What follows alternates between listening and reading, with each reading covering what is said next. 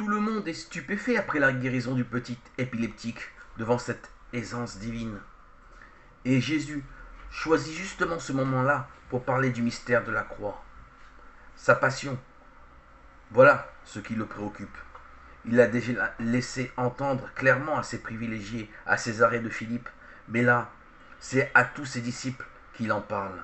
Il leur déclare: Or, tous étant dans l'admiration de tout ce qu'il faisait, il dit à ses disciples: Pour vous, mettez bien dans vos oreilles ces choses, car le Fils de l'homme doit être abandonné aux mains des hommes.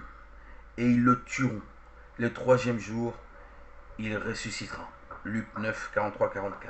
Quand on songe au désarroi de l'homme livré à la bête humaine, sous tant de régimes politiques, et si près de nous, dans les camps de concentration, il est facile de réaliser la tristesse des apôtres devant cette révélation. C'est une chose si étrange pour eux qu'ils ne comprennent pas. Ils ne comprenaient pas cette parole. Un Christ souffrant, c'était totalement en dehors de leur catégorie.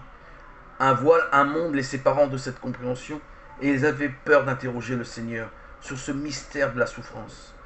Il n'est donc pas étonnant que le voile soit bien épais pour nous aussi devant nos deuils et nos malheurs. Mais interrogeons le Seigneur Jésus, qui seul apporte la réponse de lumière. Et le troisième jour, il ressuscitera. Or, tous étant dans l'admiration de tout ce qu'il faisait, il dit à ses disciples: Pour vous, mettez bien dans vos oreilles ces choses, car le Fils de l'homme doit être abandonné aux mains des hommes. Mais eux ne comprenaient pas cette parole, et elle était voilée pour eux de sorte qu'ils ne comprirent pas, et ils craignaient de l'interroger sur cette parole. Ayons le courage dans notre prière silencieuse d'interroger le Seigneur sur cette parole.